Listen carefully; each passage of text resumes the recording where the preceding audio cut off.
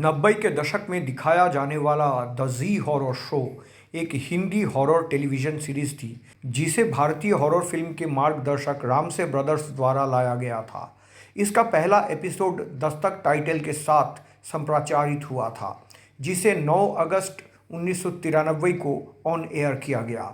इस एपिसोड में पंकज धीर, अर्चना पूरन सिंह, शगुफ्ता अली, नरेंद्र नाथ, सुधीर मैकमोहन, समीर खाखर, शम्मी गंधी और अमरनाथ मुखर्जी जैसे ज़बरदस्त कलाकार नजर आए थे। कहानी की शुरुआत में ये दिखाया जाता है कि बिजनेसमैन मोंटी डिकोस्टा अपने नई शादी हुई पत्नी रुवीना के साथ अपने बंगले पर आता है। वहाँ लगातार कुछ रातों तक पति और पत्नी दोनों को ही कुछ डरावने एक्सपीरियंस होते हैं। खास करके रुबीना के साथ कुछ अजीबोगरीब घटनाएं होती है।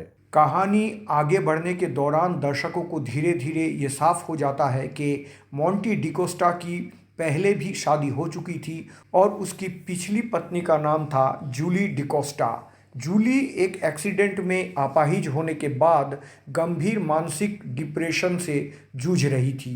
नतीजतन मोंटी अपनी फैक्ट्री की लेडी मैनेजर रुबीना की ओर आकर्षित हो जाता है और एक दिन जब परिवार में इस बात को लेकर उथल पुथल अपने चरम पर पहुंच जाती है तो मोंटी जूली को मारकर उसे एक लकड़ी की अलमारी में रख देता है। बाद में मोंटी जूली की लाश को नदी में बहा देता है।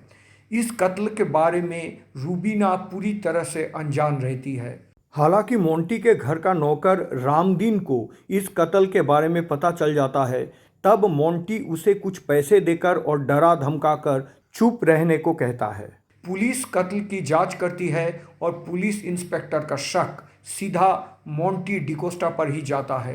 इंस्पेक्टर सबूत ढूंढना शुरू कर देते हैं, लेकिन इससे पहले कि दुनिया के कानून मोंटी को उसके गुनाह का सज़ा दे पाते, दूसरी दुनिया से जूली की भटकती आत्मा मोंटी से अपना भयानक बदला या रिवेंज ले लेती है।